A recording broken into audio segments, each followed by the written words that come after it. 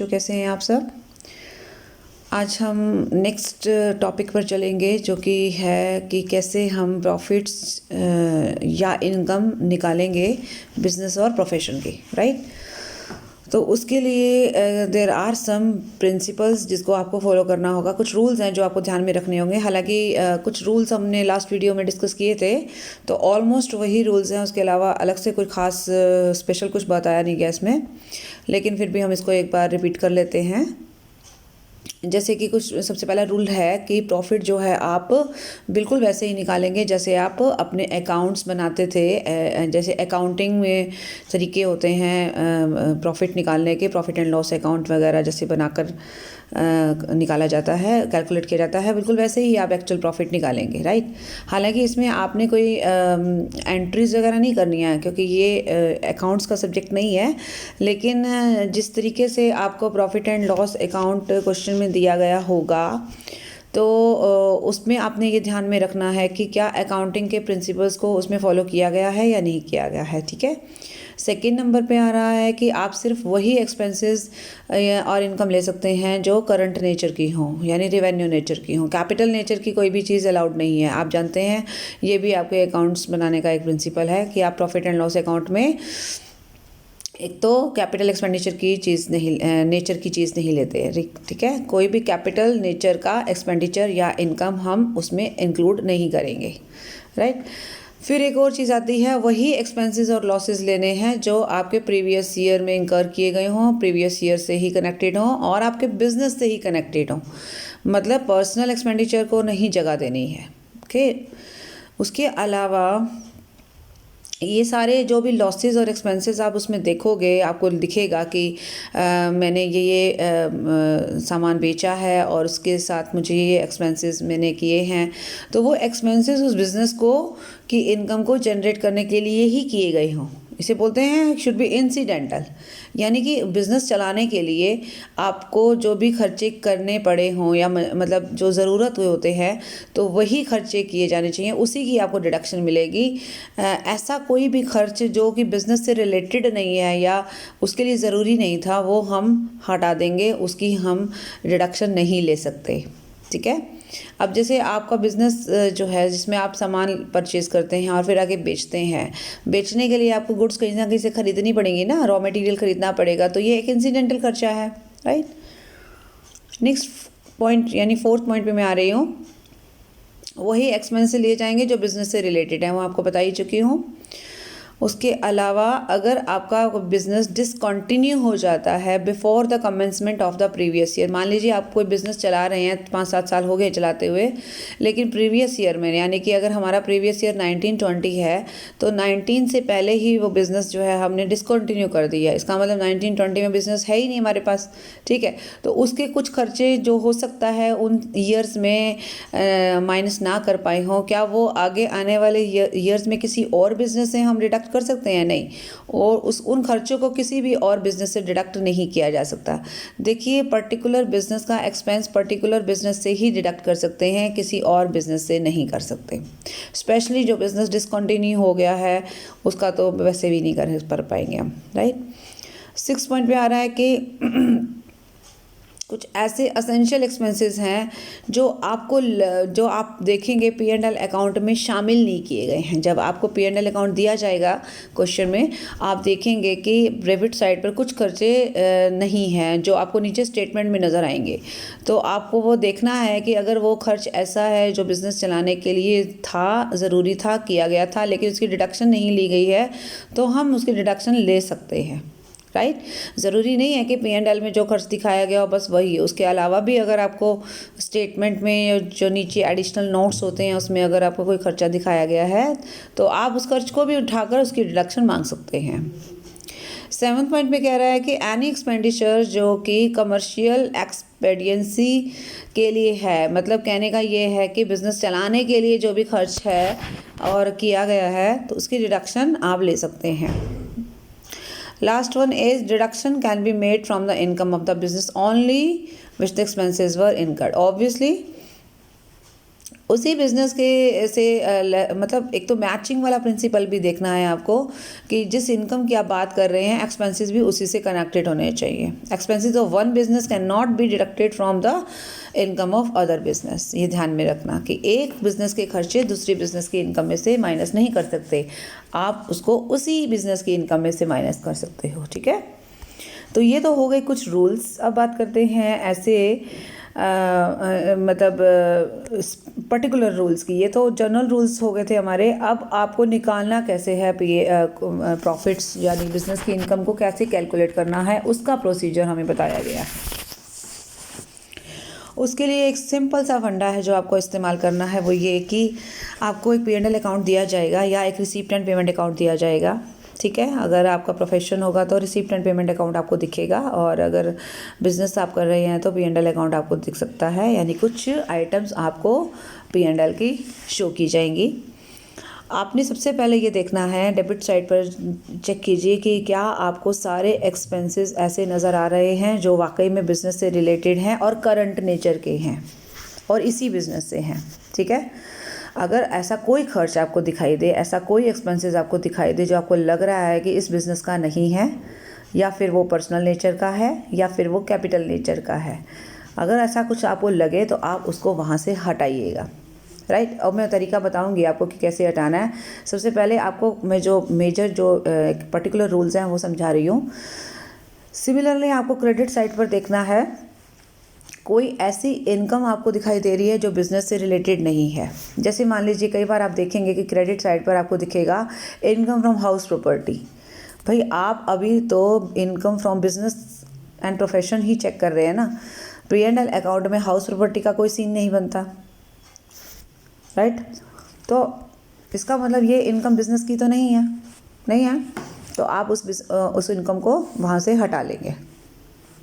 कहने का मतलब यह है कि आप दोनों साइड्स पर चेक करेंगे, आपको कोई भी आइटम और नज़र आती है, चाहे वो एक्सपेंसेस की तरफ हो या चाहे वो इनकम की तरफ हो। अगर आपको लगे कि कोई इनकम ऐसी है जो बिज़नेस से रिलेटेड नहीं है तो आप उसको वहाँ से हटाएंगे। और सिमिलरली अगर आपको लगता है कि डेबिट साइड पर कोई इनकम एक्सपेंसेस ऐसा है जो इस बिज़नेस से रिलेटेड नहीं है तो उसको भी वहाँ से एलिमिनेट करना पड़ेगा। अब एलिमिनेट करने का तरीका क्या है वो आपको मैं समझा देती हूँ।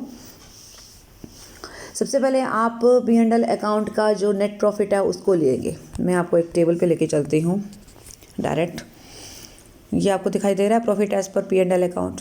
ठीक है, आपने क्या करना है, नेट प्रॉफिट एज पर P&L अकाउंट जितना भी अमाउंट आपको दिया हो वो आप लिख लेंगे। ठीक है, अब ऐड क्या क्या करना है और डिडक्ट क्या क्या करना है। ठीक है, इसमें कुछ रटाफिकेशन नहीं है, जस्ट एक रूल्स के ऊपर बेस्ड है। ये सारी चीज़ें प्रिंसिपल पर बेस्ड है, इसमें कुछ भी ऐसा नहीं है जो इलॉजिकल हो। ठीक है, अब आप सोच कर देखिए कि हम क्या क्या ऐड कर सकते हैं। ये ऐड एक्सपेंसेस कौन से एक्सपेंसेस ऐड कर रहा है, ये वही एक्सपेंसेस ऐड कर रहा है जिसकी मैं बात कर रही थी कि आप देखेंगे कि डेबिट साइड पर अगर आपको कोई भी ऐसा खर्च, मान लीजिए उसमें लिखा हुआ है telephone expense, personal telephone expenses. ठीक है, अब पर्सनल टेलीफोन एक्सपेंसेस बिजनेस के खर्चे थोड़ी ना है, वो ऑफिस के टेलीफोन एक्सपेंसेस होते तो कोई दिक्कत नहीं थी, लेकिन बिजनेस के से अलावा जो अगर आपका कोई पर्सनल खर्चा है वो आप वहाँ देखते हैं तो उसको उठाना है। उठाने का मतलब होता है क्योंकि वो गलत माइनस कर रखा है ना, वो माइनस नहीं करना था, वहाँ पे उन्होंने रख के उसको एक तरीके से ग्रॉस प्रॉफिट में से माइनस ही तो कर रखा है, तभी तो आपका नेट प्रॉफिट आया ना। इसका मतलब वो गलत तरीके से माइनस कर रखा है, उसको हम वापस ऐड कर देंगे। तो ये ऐड का मतलब यही है, ऐसे एक्सपेंसेस जो अलाउड नहीं थे बट आपने चार्ज कर रखे हैं P&L अकाउंट में। राइट, समझ में आया पहला पॉइंट। दूसरे पॉइंट की बात कर रहे हैं फिर आप ऐसे एक्सपेंसेस, मैं पहले थर्ड पॉइंट पे आ रही हूँ, ऐसे एक्सपेंसेस जो ज़्यादा चार्ज किए गए हैं। मान लीजिए ऑफिस के टेलीफोन एक्सपेंसेस थे, उसमें लिखा हुआ है 5,000, नीचे स्टेटमेंट में आपको कह रहा है कि जो ऑफिस के एक्सपेंसेस थे वो 2,000 हुए थे और गलती से 5,000 लिखे गए, तो इसका मतलब 3,000 एक्स्ट्रा लिखे गए। तो अब हम यहाँ पे ये भी लिख सकते हैं ना कि एक्सपेंसेस जो कि एक्सेस में अलाउ कर दिए गए, P&L में चार्ज कर दिए गए, तो कितना एक्सेस ले लिएगा वो भी तो आप वापस ऐड कर दोगे ना। ठीक, उसके अलावा फिर कह रहा है under valuation of closing stock और over valuation of opening stock. इसका मतलब समझिए, पहले तो आपको ये बताना होगा कि क्लोजिंग स्टॉक हम कहाँ रखते हैं। आपने देखा क्लोजिंग स्टॉक हम रखते हैं ट्रेडिंग अकाउंट के क्रेडिट साइड पे, राइट। जब आप ट्रेडिंग अकाउंट के क्रेडिट साइड पर क्लोजिंग स्टॉक रखते हैं, मान लीजिए अगर आपने उसको कम रखा है, मतलब वहाँ होना चाहिए था 10,000, आपने रख दिया 8,000। अगर आपने उसको 8,000 रख दिया तो उसकी वजह से आपका ग्रॉस प्रॉफिट कम आएगा, राइट। ग्रॉस प्रॉफिट कम आएगा तो फिर ऑटोमेटिकली नेट प्रॉफिट भी 2,000 से कम आ जाएगा। जितना आप अंडर वैल्यूएट करोगे क्लोजिंग स्टॉक को, उतना ही आपका ग्रॉस प्रॉफिट, फिर उतना ही आपका नेट प्रॉफिट कम आएगा। तो गलत हो गया ना। नेट प्रॉफिट कम क्यों आया? क्योंकि हमने क्लोजिंग स्टॉक को गलती से कम अमाउंट पे लिख दिया था। जितना कम अमाउंट लिखा था वो वापस ऐड कर दो और उसमें आप लिख दो under valuation of closing stock कि भाई 2,000 मैंने गलती से कम लिखे थे, वो मैं ऐड कर रही हूँ, ठीक है। अब इसी का reverse, over valuation of opening stock. Similarly अगर आप जाते हैं इस तरफ, ओपनिंग स्टॉक कहाँ लिखते हैं हम? Debit side of credit trading account, right. अगर मान लीजिए मैंने ओपनिंग स्टॉक 10,000 लिखना था और मैंने लिख दिया 15,000, मतलब ओवर वैल्यूएट कर दिया। ज़्यादा लिखने का मतलब क्या हुआ? रिजल्ट क्या आएगा? ग्रॉस प्रॉफिट कम आ जाएगा। ग्रॉस प्रॉफिट कम आएगा तो फिर नेट प्रॉफिट भी कम आएगा। तो कहने का मतलब ये है कि ये दोनों गड़बड़े करी, चाहे मैंने ओपनिंग स्टॉक ज़्यादा लिख दिया या क्लोजिंग स्टॉक कम लिख दिया, उससे क्या हुआ? मेरा नेट प्रॉफिट जो लास्ट में था, ये नेट प्रॉफिट जो मैंने सबसे पहले लिखा है, वो नेट प्रॉफिट मेरा कम आ गया होगा। तो गलत हुआ ना। मैंने उसको ठीक करना है। ठीक करने के लिए मैं क्या करूँगी? जितना मैंने कम या जितना मैंने ज़्यादा लिखा है उसकी रिवर्स एंट्री करूँगी। अगर मैंने क्लोजिंग स्टॉक कम लिखा है तो मैं उतना ऐड कर दूँ ना, तो कर दिया ऐड। और या मैंने अगर ओपनिंग स्टॉक ज़्यादा लिख दिया तो उसको कम करना है, तो कम करने का मतलब यहाँ पर यह है कि नेट प्रॉफिट को मुझे बढ़ाना पड़ेगा, तो ऐड कर दिया। ये बात समझ में आ गई? अब रह गया ये जो हमने एक पॉइंट बीच में छोड़ा था, that is second point, income taxable as business income but not credited to the P&L account. थोड़ी देर पहले मैं आपको एक बात बता रही थी कि क्रेडिट साइड पर आप चेक कीजिए और आप देखिए कोई ऐसी इनकम तो नहीं लिखी गई है जो नहीं लिखनी चाहिए और आप लिख चुके हैं, ठीक है। वो बात को भी वहीं स्टॉप करते हैं। मैं एक नया पॉइंट लेकर आती हूँ। ऐसा भी तो हो सकता है कि कोई इनकम आपको लिखनी थी और आप लिखने से भूल गए, राइट।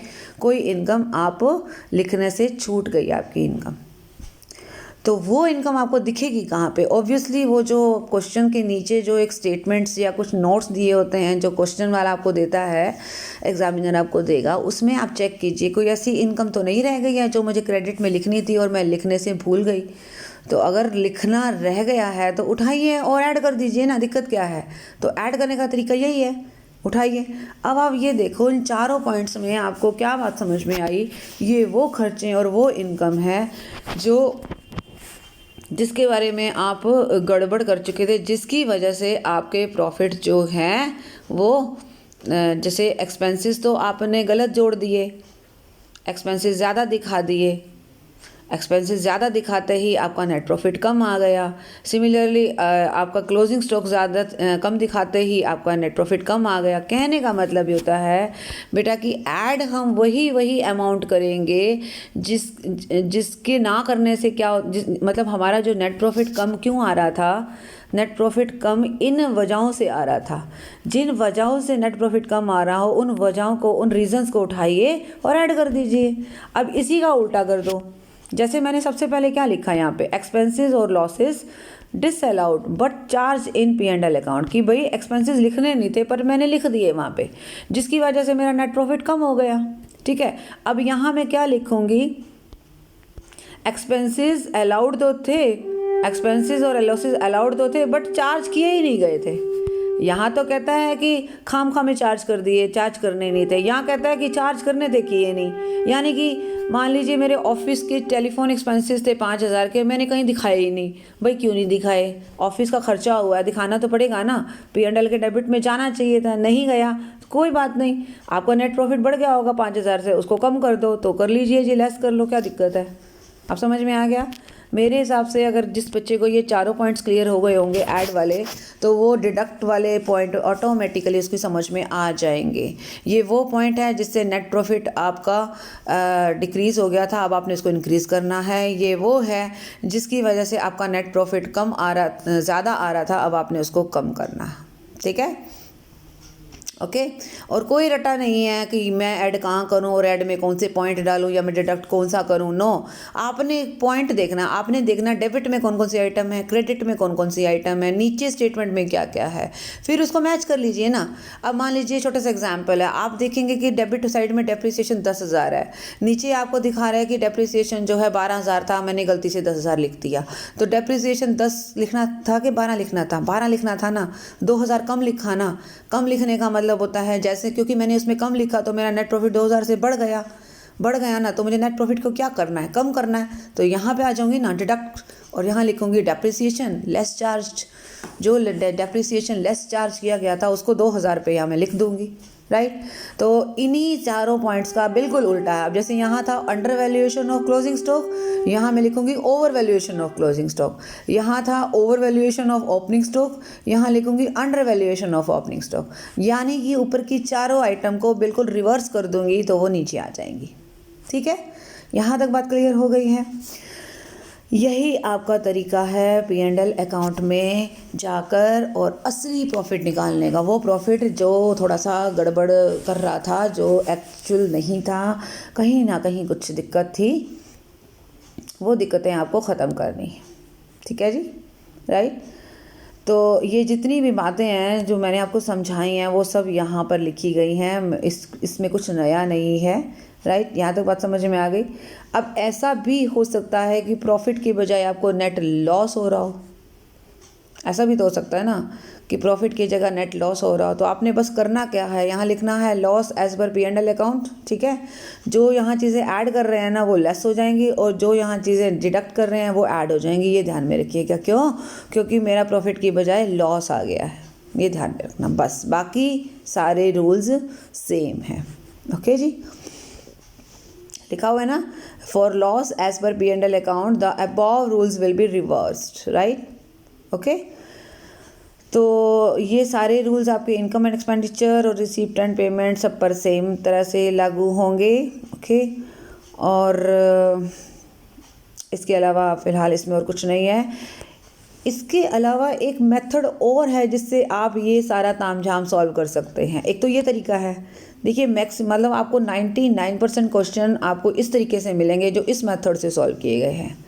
लेकिन एक और तरीका भी है जो आप अपना सकते हैं, आंसर दोनों में सेम आएगा, और बेशक आप दोनों से करके अपना आंसर वेरीफाई भी कर सकते हैं। उसका तरीका क्या? उसका तरीका ये है, आप अपने हिसाब से P&L अकाउंट नए सिरे से बनाइए। आप उस अकाउंट को देखो ही मत, मतलब उस अकाउंट में छेड़छाड़ नहीं करो। आपने क्या करना है, अपना एक P&L अकाउंट बनाना है। सारी इनकम ले लो जो जो चाहिए, मतलब जो जो लगता है बिज़नेस की इनकम है सब उठाइए, माइनस कीजिए सारे एक्सपेंसेस जो जो आपको लगता है अलाउड होने चाहिए। अब आपने उसके डेबिट में भी देखना है कौन कौन इसके एक्सपेंसेस हैं, उसका मैच नीचे नोट्स में भी करना है। जो एक्सपेंसेस आपको लगे कि हाँ अलाउ होना चाहिए वो उठा लीजिए। जैसे मान लीजिए आपने ऊपर देखा डेप्रिसिएशन 10,000 है, नीचे आपको लग रहा है कि वो कह रहा है जी डेप्रिसिएशन तो 12,000 होना चाहिए, तो आपने क्या करना है, डेप्रिसिएशन सीधा 12,000 लिखना है। यहाँ तो देखो हम 2,000 की एडजस्टमेंट करते हैं ना यहाँ पे, तो क्योंकि हम प्रॉफिट सीधा उठा लेते हैं। यहाँ हमने प्रॉफिट और रो उठाना ही नहीं है, हमने सारी रिसीप्ट्स ऐड करनी है, सारी पेमेंट्स लेस करनी है, यानी कि सारे इनकम्स ऐड करने हैं और सारे एक्सपेंडिचर लेस करने हैं। रूल्स का ध्यान रखना है, करंट नेचर का लेना है, रेवेन्यू नेचर का लेना है, पर्सनल नहीं लेना है, कैपिटल एक्सपेंडिचर नहीं लेना है, हर वो खर्चा लेना है जो बिज़नेस के लिए किया गया था, लेकिन कोई भी ऐसा खर्चा नहीं लेना जो इस बिज़नेस से रिलेटेड नहीं है या इस ईयर से रिलेटेड नहीं है। ठीक है जी, तो सेकंड मेथड भी अपने आप में अच्छा मेथड है, डिपेंड करता है आपके ऊपर कि आप इतना पेन ले सकते हो नहीं ले सकते हो। अदरवाइज़ आप ये आपको थोड़ा सा काम छोटा करके दे देते हैं, मतलब इसमें थोड़ा इजी रहता है, ये थोड़ा सा इजी, दोनों ही हैं, वो आपके ऊपर है कि आप उसको कैसे हैंडल करते हैं, राइट। अब नेक्स्ट टॉपिक आता है डिडक्शंस एक्सप्रेसली अलाउड, यानी कौन कौन सी डिडक्शन आपको मिलेंगी। अभी डिडक्शन का मतलब क्या है? डिडक्शन का मतलब ये डिडक्शंस नहीं हैं जो आप देख रहे हो, ये तो वो तो आपको जो P&L अकाउंट दे दिया सो दे दिया। उसके अलावा भी आपको कुछ ये जो अभी अभी मतलब आपको मैं बता देती हूँ, चीज़ें वही हैं, बस थोड़ा सा घुमा दिया है। मतलब ये जो डिडक्ट किया है आपने देखा है, डिडक्ट किया है, ये तो P&L के हिसाब से आपने एडजस्टमेंट करी ना, ठीक है, ओके। लेकिन उसके अलावा भी कुछ खर्चे ऐसे हो सकते हैं ना जो आपको बता नहीं रहा, लेकिन मतलब उसने आपको P&L में नहीं दिखाया, लेकिन आप स्टेटमेंट चेक करके देख सकते हैं कि अरे हाँ ये खर्चा तो लेस होना चाहिए। तो कहने का मतलब होता है कि कौन कौन से खर्चे बिजनेस इनकम को चेक करने के लिए या बिजनेस इनकम को कैलकुलेट करने के लिए आप लेस कर सकते हो, कौन कौन से खर्चे अलाउड हैं, कौन कौन से नहीं हैं। यानी ये वाला पॉइंट है ना डिडक्ट वाला, यहाँ नहीं, ये का मतलब, इसका मतलब है अलाउड और इसका मतलब है डिसअलाउड, ठीक है। चलिए पहले काम करते हैं, ऐसे डिडक्शंस को लेते हैं जो कि बिल्कुल क्लियरली अलाउड है, यानी कि डिडक्ट कर सकते हैं आप। ये सेक्शन है 30 से 37। सबसे पहले आ रहा है expenses in respect of business premises. अब मान लीजिए आप बिजनेस में बिल्डिंग इस्तेमाल तो करते ही हैं, फैक्ट्री इस्तेमाल करते हैं, जगह है ना आपके पास। अब वो जगह किराए की है या आपकी है, पहले तो ये बात क्लियर कीजिए।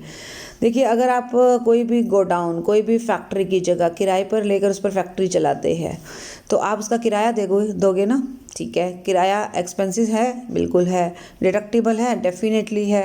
मैंने खर्चा दिया है तो मुझे डिडक्ट करने का अधिकार मिलना चाहिए ना, मिल गया जी आपको। इसके अलावा कई बार छोटी मोटी रिपेयर भी किराएदार को ही करवानी पड़ती हैं, वो आपने करवाई हैं, वो भी डिडक्ट कर सकते हो। कई बार आप अपने जिस जगह पर काम कर रहे हो, आपको लगा कल को कोई ऊंच नीच ना हो जाए, कोई आग वाग ना लग जाए, कुछ और गड़बड़ ना हो जाए, तो इंश्योरेंस भी करवा लेते हो। ऐसा नहीं है कि मालिक इंश्योरेंस करवा सकता है, भाई जो टेनेंट है वो भी करवा सकता है। तो इंश्योरेंस का प्रीमियम आप दे रहे हो तो वो भी खर्चा हो गया, वो भी बिजनेस का खर्चा है ना, वो भी डिडक्ट कर सकते हो, राइट। लेकिन अगर आप मालिक नहीं हो, ये सारे खर्चे तभी आपको अलाउड है। अगर आप मालिक हो, मान लीजिए फैक्ट्री आपकी अपनी है, यानी वो जगह भी आपकी अपनी है, वो बिल्डिंग आपकी अपनी है, तो आपको एक चीज़ का और अधिकार मिल जाएगा। आप थोड़ा सा दिमाग लड़ाइए और मैं किसकी बात कर रही हूँ। आपको रेंट का अधिकार मिलेगा। अगर रेंट दिया ही नहीं तो अधिकार किस बात का। जब आपने किसी को रेंट पे ही नहीं किया, जगह ही आपकी है, तो रेंट वाला खर्चा ख़त्म हो गया, ठीक है। लेकिन इसकी जगह एक और चीज़ ने ले ली है और वो है डेप्रिसिएशन, राइट। लैंडलॉर्ड को डेप्रिसिएशन का राइट मिलता है, टेनेंट को डेप्रिसिएशन का राइट नहीं मिलता है, क्योंकि डेप्रिसिएशन का अधिकार सिर्फ और सिर्फ मालिक को मिलता है, ठीक। तो ध्यान रखिए, जिस चीज़ के आप ऑनर हैं और एसेट है तो उस एसेट को डेप्रिसिएशन चार्ज करने का राइट आपको मिल जाता है। लेकिन अगर आप टेनेंट है तो आपको रेंट का तो राइट मिलेगा, डेप्रिसिएशन का नहीं मिलेगा। बाकी रहेगी इंश्योरेंस प्रीमियम और रिपेयर, ये मालिक को भी मिल जाती हैं, टेनेंट है तो टेनेंट को भी मिल जाएगी, राइट। ये मैंने आपको सारी क्लियर करवा दी है। कई बार कुछ छोटे मोटे टैक्सेस वैक्सेस देने पड़ते हैं, म्यूनिसिपल टैक्सेस है, वाटर टैक्सेस है, लोकल टैक्सेस जितने भी हैं वो सारे भी आप पे करते हो। टेनेंट करता है तो टेनेंट को मिल जाएगा, लैंडलॉर्ड करता है तो लैंडलॉर्ड को मिल जाएगा, ठीक है। चलिए जी अब आगे चलते हैं। मैंने आपको यहाँ तक का बात, हाँ एक ये पॉइंट और बताना चाहती हूँ। कई बार ऐसा होता है कि एक तो मान लीजिए ये जो प्लीज़ नोट लिखा हुआ है ना, इसके तीनों पॉइंट्स मैं क्लियर कर रही हूँ। जैसे अगर बिजनेस की जो बिल्डिंग है वो एसएससी की अपनी है तो आपको रेंट की कोई डिडक्शन नहीं मिलेगी ना, वो तो मैंने क्लियर कर दिया। दूसरे नंबर पे अगर एसएससी एक पार्टनरशिप फर्म है, मतलब फर्म भी तो बिज़नेस करती है, तो फर्म का बिज़नेस का वैल्यूएशन हो रहा है और फर्म ने जो बिल्डिंग है वो एक पार्टनर की ले रखी है। बिल्डिंग फर्म की कहाँ, मतलब अपनी नहीं है, एक पार्टनर ने अपनी बिल्डिंग फर्म को दे रखी है, तो फर्म उसको उसका किराया देती है। तो क्या फर्म के लिए रेंट जो है वो डिडक्टिबल है? डेफिनेटली है। क्यों भाई? बेशक से पार्टनरशिप फर्म में ये कहा जाता है कि आपका जो है फॉर मतलब अनलिमिटेड लाइबिलिटी का वाला कॉन्सेप्ट रहता है ना, लेकिन एक चीज़ तो है ना कि भाई बिल्डिंग फर्म की तो अपनी नहीं थी तो आपने किराया, अगर मान लीजिए ये बिल्डिंग पार्टनर की ना होती, किसी और की होती, तो उसको किराया नहीं देते ना, तो फर्म का पार्टनर फर्म में पूंजी लगाएगा, बिल्डिंग क्यों देगा भाई? बिल्डिंग देना या ना देना वो तो उसकी अपनी मर्जी है। अगर वो दे रहा है तो किराए पे ही तो दे रहा है, तो आपको उसको किराया दे रहे हो बाकायदा, तो उसका खर्चा डिडक्टिबल होगा। तीसरे नंबर पे आ रहा है अगर एसएससी टेनेंट है, मतलब किराएदार है। एक सेकेंड, हाँ, if the SSC is a tenant in that premises and a part. अब यहाँ देखना, अगर मान लीजिए आपने एक बिल्डिंग किराए पर ले ली है, आधा हिस्सा आप रहने का इस्तेमाल कर रहे हो और आधा हिस्सा आप बिज़नेस के लिए इस्तेमाल कर रहे हो, तो बिज़नेस में आधा ही तो हिस्सा इस्तेमाल किया ना, तो आधा किराया ही डिडक्टिबल होगा, बाकी का आधा डिडक्टिबल नहीं होगा, क्योंकि आधा तो आप रहने के लिए इस्तेमाल कर रहे हो, वो आपका पर्सनल खर्चा हो गया। तो पर्सनल खर्चा बिज़नेस के खर्चों में इंक्लूड नहीं होगा। राइट, क्लियर है। रिपेयर एंड मेंटेनेंस में आपको बता ही चुकी हूँ, एक्सप्लेनेशन इसका क्लियर हो गया है यहाँ तक। अब आ जाते हैं थर्ड नंबर पे, डेप्रिसिएशन एंड इन्वेस्टमेंट अलाउंस। तो ये हम नेक्स्ट चैप्टर में कर चुके हैं, डेप्रिसिएशन इन्वेस्टमेंट अलाउंस। कितनी कौन कौन सी एसेट्स आप इस्तेमाल कर रहे हो, का डेप्रिसिएशन का क्या रेट है और इन्वेस्टमेंट अलाउंस क्या है, ये हम एक चैप्टर कर चुके हैं, उसमें आप सारी डिटेल पढ़ चुके हैं। Next is T development account, coffee development account and rubber development account. Actually इसको, ये इस स्टेटमेंट को थोड़ा ठीक से लिखना चाहिए, डिडक्शन रिगार्डिंग, इसको लिखना चाहिए deduction regarding T development account, ये एंड ये। अब इसका मतलब समझिए, देखिए अगर इंडिया में आप चाय, कॉफ़ी या रबड़ का कारोबार कर रहे हैं, मैन्युफैक्चरर हैं आप, ठीक है, इंडिया की बात कर रही हूँ, तो आपको कुछ स्पेशल डिडक्शन मिल सकती है। क्या? आपको एक अकाउंट खोलना पड़ेगा, NABARD, national bank for agriculture and rural development, एक नाम है बैंक का, नाबार्ड बोलते हैं इसको। तो इस बैंक में एक स्पेशल अकाउंट जो है खोलकर, और आपको उसमें कुछ पैसे डिपॉजिट कराने होंगे। कितने कराएंगे वो आपकी मर्जी है, ठीक है। और ये जो डिपॉजिट होना चाहिए, कब होना चाहिए? प्रीवियस ईयर के ख़त्म होने के, यानी कि प्रीवियस ईयर हमारा ख़त्म होता है 31 मार्च अगर 20 को, तो 6 महीने के अंदर, मतलब अप्रैल, मई, जून, जुलाई, अगस्त, सितंबर, 30 सितंबर तक आप उस अकाउंट में पैसे जमा करा दो। या जब आप रिटर्न भरते हो, रिटर्न भरते हैं हम, अगर एक इंडिविजुअल होता है ना, तो हर साल 31 जुलाई को रिटर्न भरता है, या तो 31 जुलाई से पहले या 30 सितंबर से पहले, विच एवर इज़ अर्लियर। तो ऑब्वियसली अर्लियर तो हमारा 31 जुलाई ही है, ठीक है ना। तो उससे पहले आपको ये डिपॉजिट करवाना होगा, नंबर 1। नंबर 2 बात। नंबर 3, अगर आप ऐसा काम कर लेते हैं तो आपको क्या डिडक्शन मिलेगी? अब डिडक्शन की सुन लीजिए। जो पैसा आपने उसमें जमा कराया है, या तो वो, मान लीजिए मैंने 20,000 रुपये जमा करा दिए, तो मैंने 20,000 लिख दिया यहाँ पे। दूसरी बात, जितने आपको प्रॉफिट हुए हैं उस बिज़नेस में, कौन से बिज़नेस में, अगर मान लो टी की बात कर रही हूँ, टी का मैन्युफैक्चरिंग है, तो उसमें उस साल कितनी इनकम हुई है, मान लीजिए मेरी उसमें इनकम 1 लाख हुई है, तो उसका 40%, 40,000 हो गया, ठीक है। 40,000 आप यहाँ रख दो, ठीक है, ऊपर रख दो आपने 20,000, क्योंकि आपने अकाउंट में 20,000 डिपॉजिट करा है। तो 20 और 40 में मिनिमम कौन सा है? 20 है। तो आपको 20,000 की डिडक्शन मिल जाएगी आपके टी के प्रॉफिट्स में से प्रीवियस ईयर में। समझ में आया?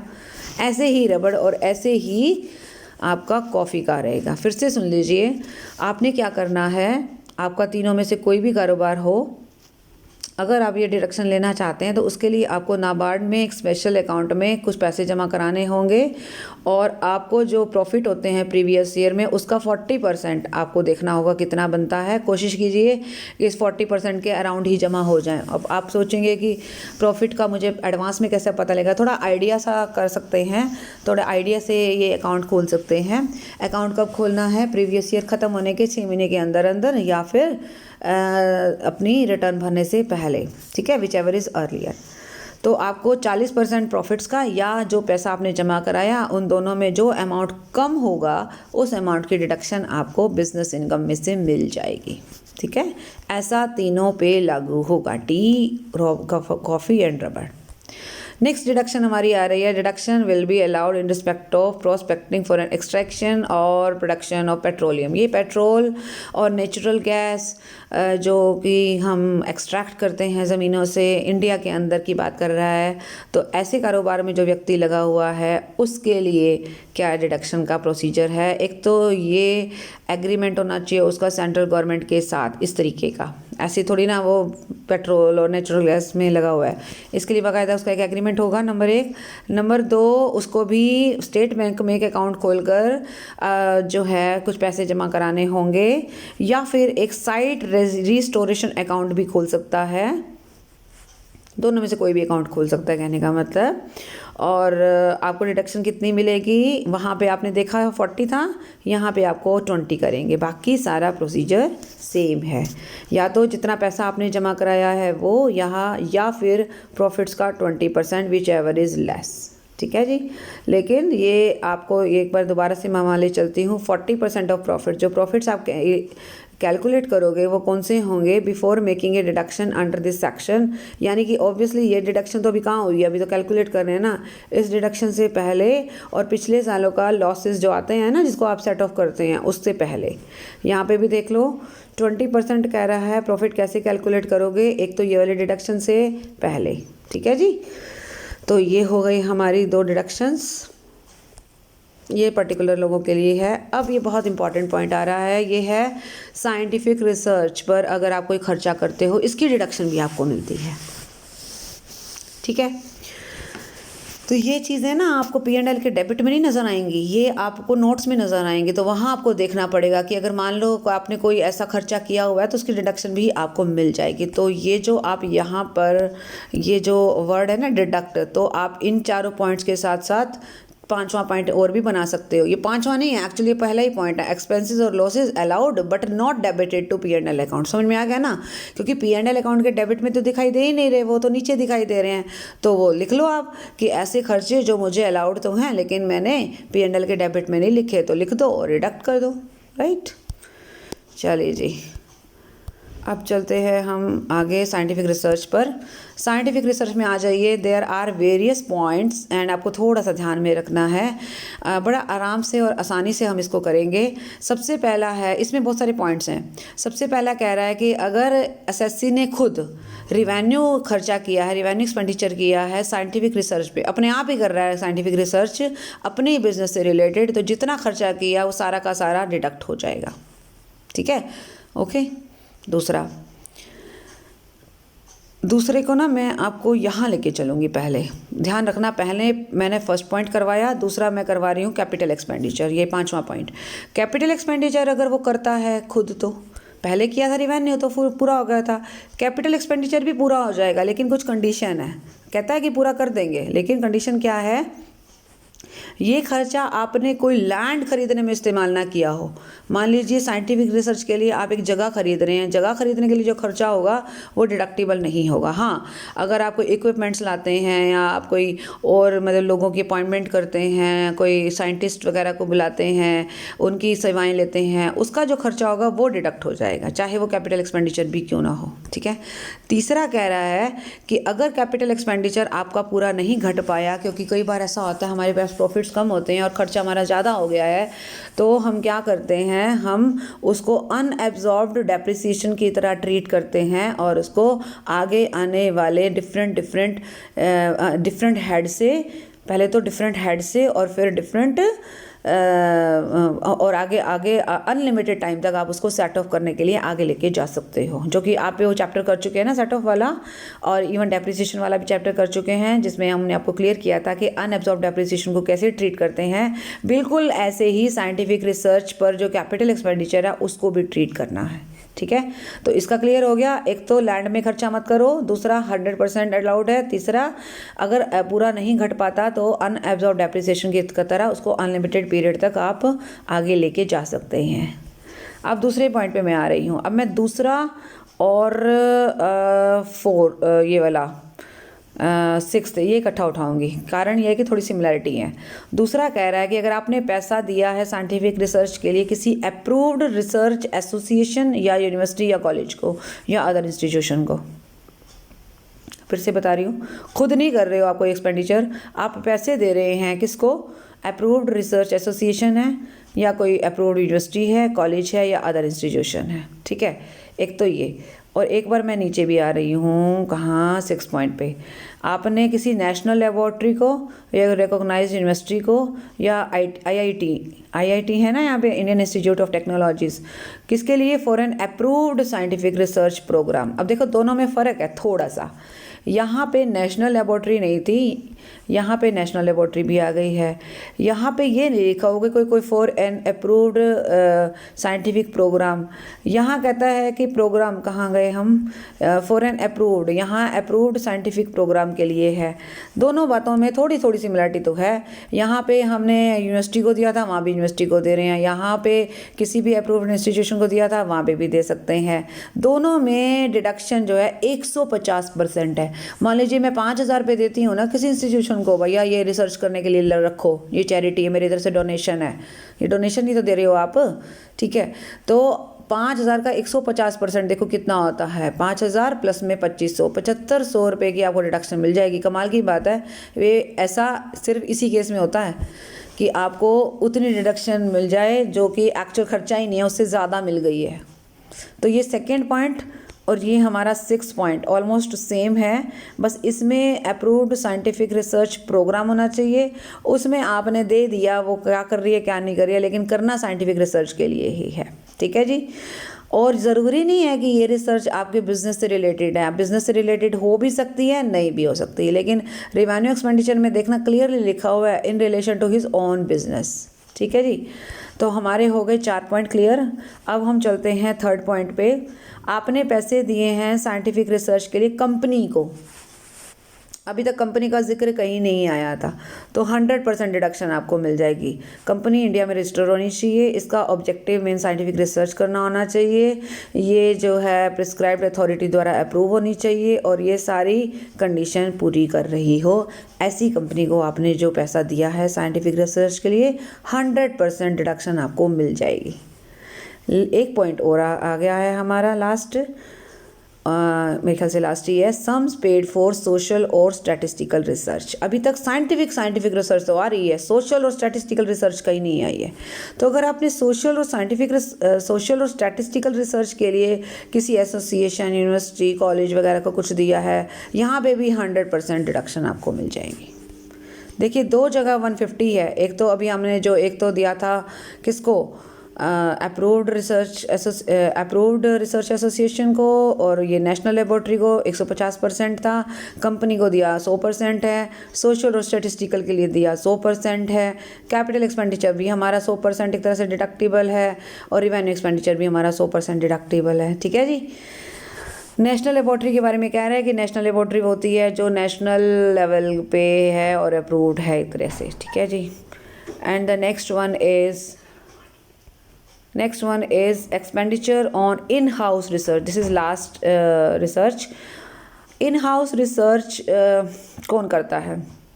ये डिडक्शन 150% की है और किसको मिलेगी? कंपनी को मिलेगी जो अपने लेवल पे अपने यहाँ पे रिसर्च करती है, ठीक है। यहाँ देखो इतनी सारी जो बातें करी है ना, यहाँ हमने दूसरों को दिए हैं, यहाँ डिडक्शन कंपनी को नहीं मिल रही है, कंपनी को पैसा मैंने दिया मुझे मिल रही है, ठीक है। लेकिन यहाँ कंपनी अपने आप रिसर्च कर रही है, इन हाउस रिसर्च बोल रहे हैं, जो अपने लेवल पे कर रही है, और उसको 150% की डिडक्शन मिल जाएगी जो खर्चा वो करती है ना उसकी। लेकिन याद रखिए ये खर्चा लैंड एंड बिल्डिंग के लिए नहीं होना चाहिए, लैंड और बिल्डिंग दोनों के लिए नहीं होना चाहिए। यहाँ पे मैंने अभी जो नोटिस किया था, एनी लैंड, ये लैंड पे नहीं करना, जो हमारा खुद असेसी खुद है, तो वो अगर कैपिटल एक्सपेंडिचर कर रहा है तो वो लैंड पे खर्च ना करे। लेकिन कंपनी के लिए लैंड एंड बिल्डिंग दोनों आ गए कि लैंड एंड बिल्डिंग पर कोई भी एक्सपेंडिचर जो होगा ना उसकी डिडक्शन नहीं मिलेगी। तो ये था हमारा साइंटिफिक रिसर्च का टॉपिक। तो आज के लिए इतना ही इस वीडियो में, उसके बाद बाकी की डिडक्शन हम नेक्स्ट वीडियो में करेंगे। Bye bye, take care.